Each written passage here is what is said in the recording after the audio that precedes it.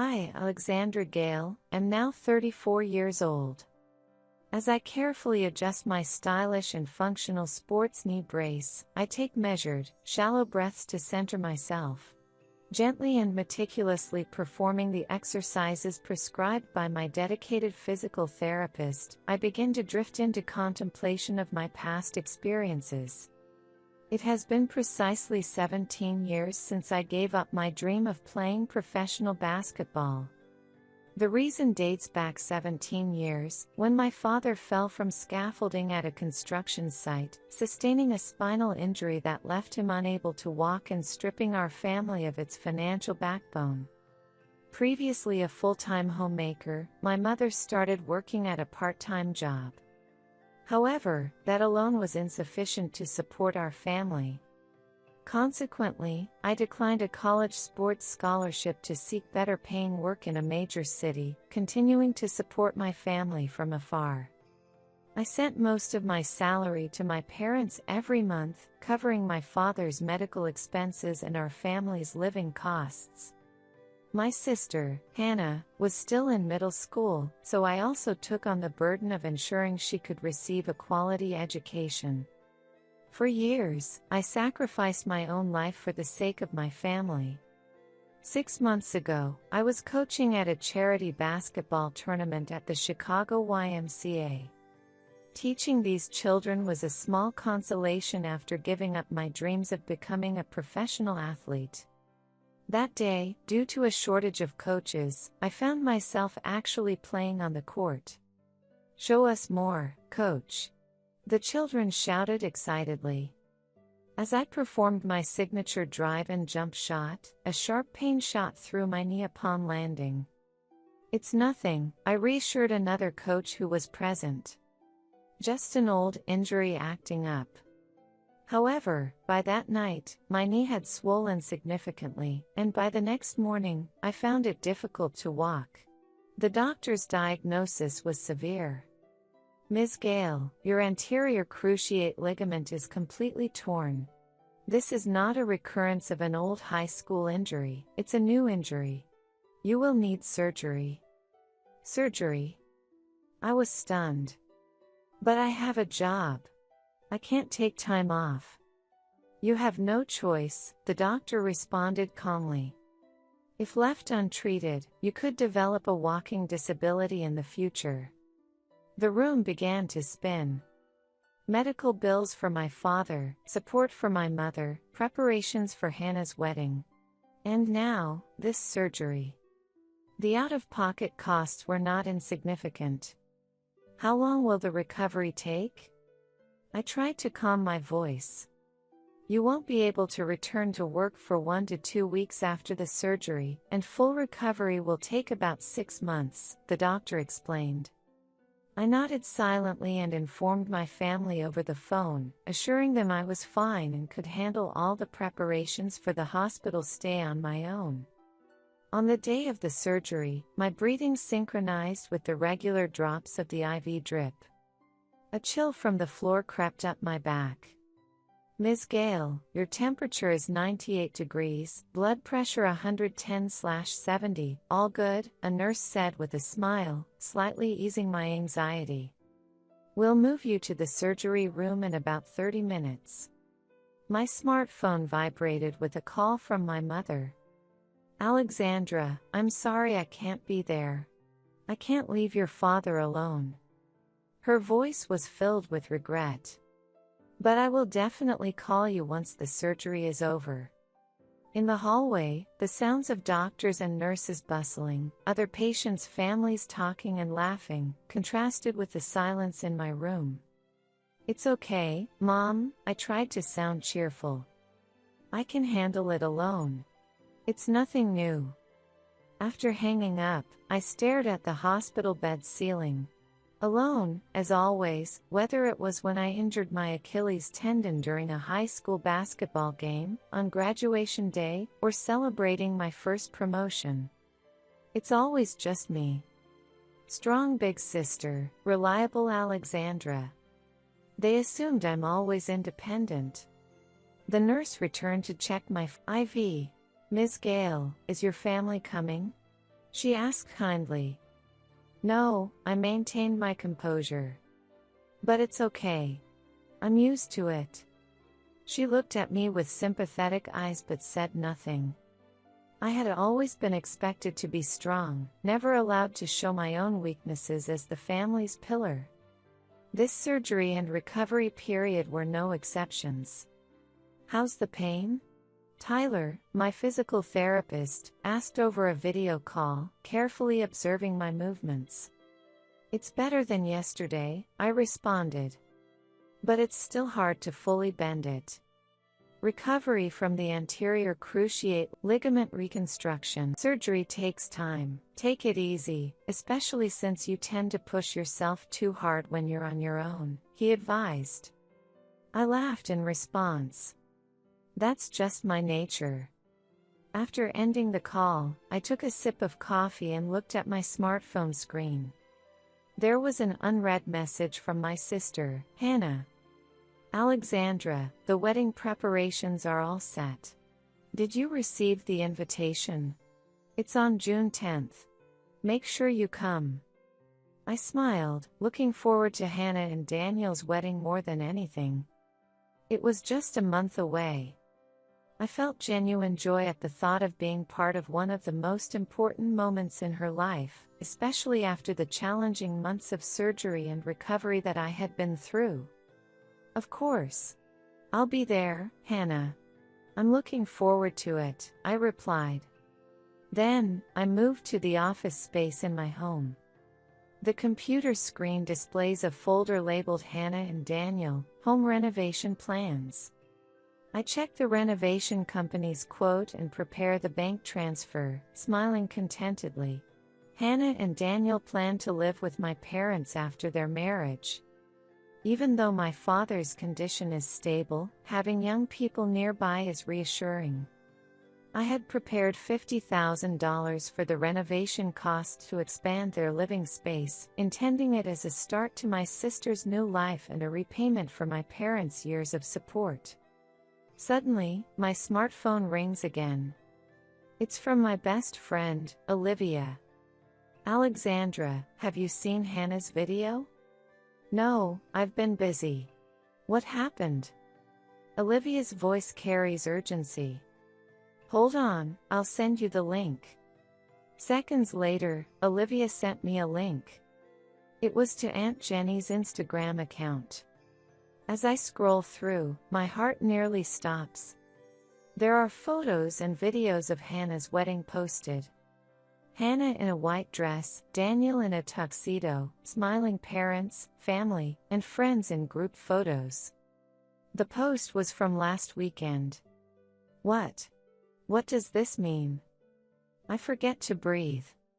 Alexandra, you said Hannah's wedding is in June, right? Olivia's voice was a mixture of shock and anger. The invitation I received said June 10th. I finally managed to speak. Why? This is awful. Why would Hannah do this? Olivia is at a loss for words too. My hands tremble. It isn't June 10th. The wedding had already taken place. And I was not invited. Alexandra, are you okay? Olivia's concerned voice comes through the phone. I don't know. I managed to say.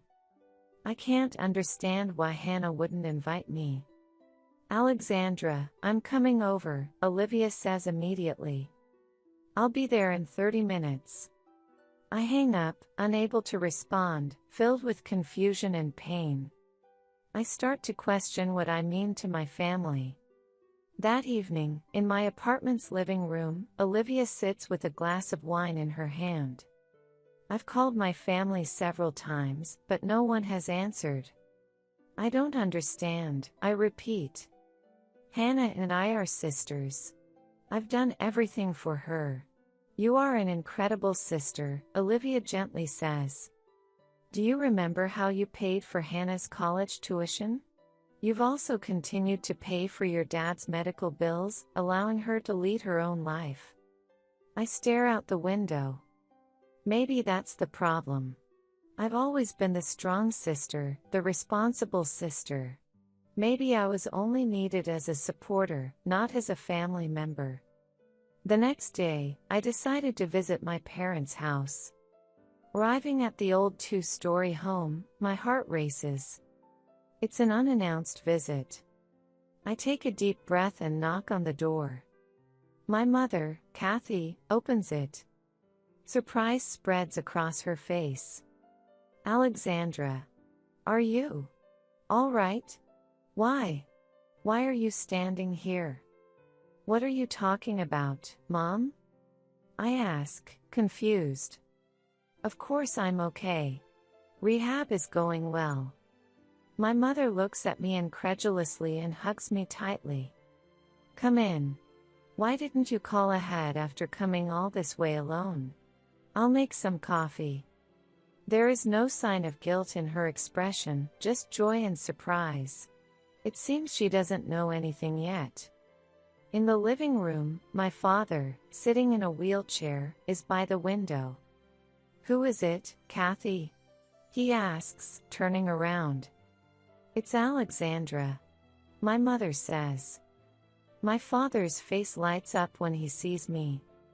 What? Alexandra? He hurries his wheelchair towards me. You're supposed to be in the hospital, aren't you? Hospital? Why? At that moment, Hannah and Daniel emerge from the kitchen, clearly having been preparing some snacks, glasses in hand. Hannah stops in her tracks when she sees me, her glass tilting slightly, and her face was drained of all colors. Alexandra. Her voice trembles. The moment Daniel sees me, his glass falls from his hand to the floor and shatters. Alexandra? Is it really you? His voice is also shaking. How? Why? You were. Hannah stands frozen, her face completely pale, eyes wide with fear, lips trembling. I look at her intently. Nice to meet you, Daniel.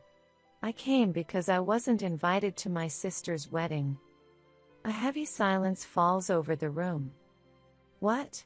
My mother says, confused. What are you talking about, Alexandra? You were not invited? My father leans forward, perplexed. What does this mean? Hannah's eyes darted from Daniel to me and then to our parents in panic. I found out from Aunt Jenny's Instagram, I say quietly. The wedding video. It was last weekend. But the wedding date you told me about was on June 10th. What? My mother stands up. Hannah, what is this? Daniel looks confused, glancing between his wife and me. Alexandra was in critical condition. And the doctors hadn't allowed any visitors. He stops, slowly realizing the truth. Hannah backs away. Was Alexandra in a critical condition? My father asked sternly. We hadn't heard that she was in a critical condition. Anger and confusion spread across Daniel's face. Hannah, did you lie? Right before the wedding, you said Alexandra's condition had worsened. We were praying for you every day. You had complications after the surgery, and suddenly you couldn't be discharged. Hannah, that's what you said, right? That the doctors were limiting family visits. I was shaking with disbelief and anger. Hannah, can you explain? Did you tell your husband I was dying? And told our parents that my discharge was delayed because of complications? Hannah is speechless, just standing there, her guilt and fear filling the room. Explain yourself.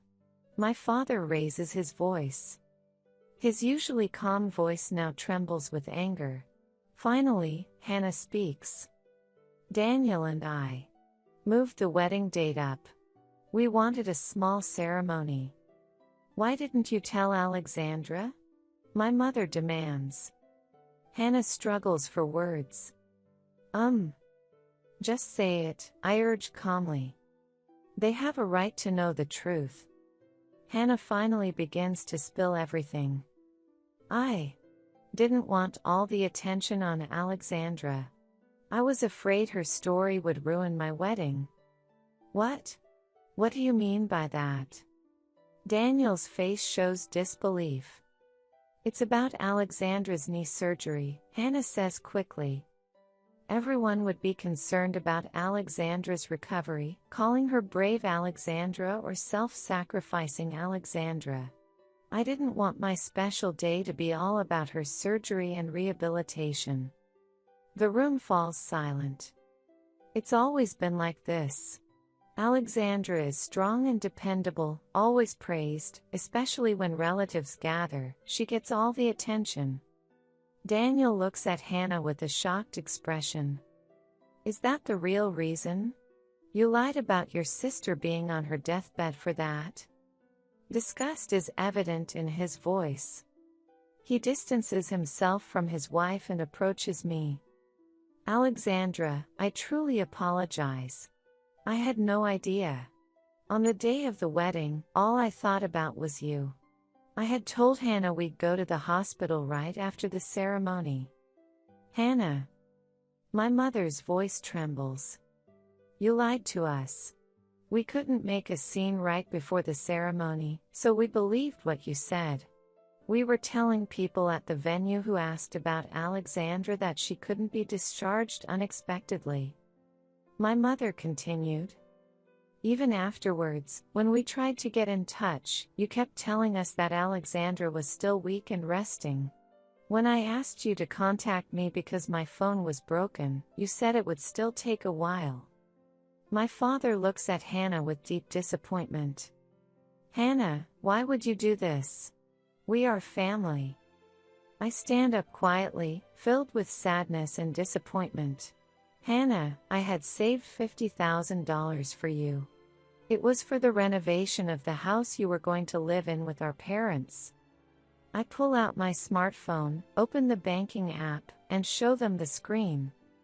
A transfer reservation labeled Hannah and Daniel Renovation Fund for $50,000 is displayed. But now, I tap the cancel button on the application. I can't do it anymore. Hannah's face goes pale. No. Please, Alexandra, we need that money. Daniel and I just took out a mortgage. That's your problem, Daniel interjects. Hannah, I'm disappointed that you would do this. He turned to me. I'm sorry, Alexandra. You have supported the family all this time, and to be treated this way. I should have noticed sooner. Daniel started walking towards the door. Hannah, we need to rethink this. The way you've treated your sister is unacceptable. Hannah panicked. Daniel, wait. She follows him. A heavy silence hangs in the room. Alexandra. My mother said with tearful eyes. I didn't know. I know, Mom, I respond gently. But this is an issue between Hannah and me. I thought she appreciated and respected me after all I've sacrificed for her over the years. My father maneuvers his wheelchair closer. Alexandra, I know how much you've sacrificed. Since my accident, you haven't really enjoyed your youth. Your dreams, basketball. Dad, that's in the past, I say, holding his hand. I don't regret it. I did it because I wanted to for our family. But Hannah. My father trails off. Hannah made her choices, I said quietly. And now, I'm making mine. At the end of the week, I was having breakfast with Olivia at a cafe. My smartphone was vibrating incessantly. Still from Hannah? Olivia asked. I nodded. It seems she and Daniel are having problems. He's shocked by her actions and has temporarily moved back to his parents' house. She's been apologizing to me, talking about money. What are you going to do? I thought for a moment. I'm not going to give her the money. This isn't just about material things, it's about trust and respect. Wise decision. Olivia took a sip of her coffee. How do you tell if Hannah really wants to repair the relationship, or if she just wants the money? I'll take my time, I answered slowly. If she truly wants to change, it will become clear over time, I thought to myself as I did my knee rehabilitation exercises, watching the sunset spread through the window. My smartphone rang again. This time, it was Daniel. Alexandra, may I speak with you? I replied. Of course. First, I want to apologize for Hannah's actions. I was complicit in her lie, believing you were critically ill. I am truly sorry. I took a moment before replying. You were deceived, Daniel. The responsibility lies with Hannah. Yes. We are taking some time apart now. Her actions go against my values, he continued. But I do love her. She has her good qualities. Just sometimes, she can be jealous. I finished for him. She has been like that since we were children. Whenever I got attention for sports, she would sulk. Yes. If you understand that. I'm trying to talk to her. If she truly regrets and tries to mend things with you. I exhaled deeply. Daniel, you're a good person. Hannah needs to show genuine remorse and change her actions. If she's really trying to change, I intend to keep an open mind. A month later, after my physical therapy, I was working on my laptop at a cafe. Excuse me, a voice interrupted, and when I looked up, Hannah was standing there. She looked thinner than usual, with tired eyes. May I sit here? She asked in a soft voice. I nodded slightly bewildered and gestured to the chair opposite me. Silence spread between us. Have you spoken to Daniel? I finally asked. Hannah nodded. He told me to reflect on my actions and think about what really matters in life. She smiled slightly. His words were similar to what you always told me. I said nothing, waiting for her to continue. He's disappointed in me. For how I treated you. I listened silently. But that's not all, Hannah continued. We had just taken out a loan for the renovations, and now I have no way to pay it. Daniel and I took out the loan together, but since he left, he has refused to make payments. She pulled a folded paper from her handbag. Look at this. It was a debt summary, the renovation loan, wedding expenses, and loans for new furniture and appliances they had purchased. I handed the paper back to her. What are you planning to do? I found a second job, Hannah said. I decided to work at a restaurant on weekends.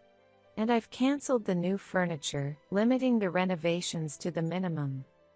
I looked at her resolve with a bit of admiration. Alexandra, I really am sorry, Hannah met my gaze. Not inviting you to my wedding was the biggest mistake of my life. I hurt you out of jealousy and selfishness. And now, I am paying for it. Hannah, I said slowly. Did you come here because you're in debt, or do you really feel sorry? Both, she answered honestly. At first, I panicked about the money, indeed. But these past few weeks, I've really thought about everything you've done for me, and how I treated you, she continued. And when I learned about the $50,000, Hannah choked up. I realized how much you were thinking of us. I listened quietly, looking for genuine signs of remorse. I was probably always jealous of you, Hannah went on. You were always strong, responsible, and respected by everyone. I just wanted to be the main character for once. To step out of your shadow. Hannah, I never wanted to be the main character, I said slowly. I just wanted to support the family, especially after Dad's accident. I know, Hannah nodded. Now I understand. Daniel. He made me realize a lot about what I've done and how much you've sacrificed for our family. Hannah said as she pulled an envelope from her purse. This is just a small start. She placed it on the table. I opened the envelope and looked inside. It was $150. It's part of my paycheck, Hannah explained. I plan to pay you back little by little each month. I'm not sure if I can ever return the full $50,000.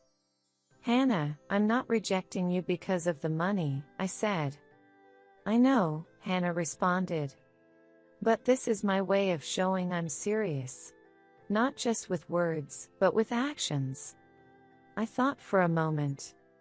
It will take time, Hannah. Trust is hard to regain once it's lost. I understand, Hannah stood up. But I won't give up. No matter how long it takes, I want to regain your trust. I took a deep breath. Hannah, I can't forgive you yet. But I looked at her.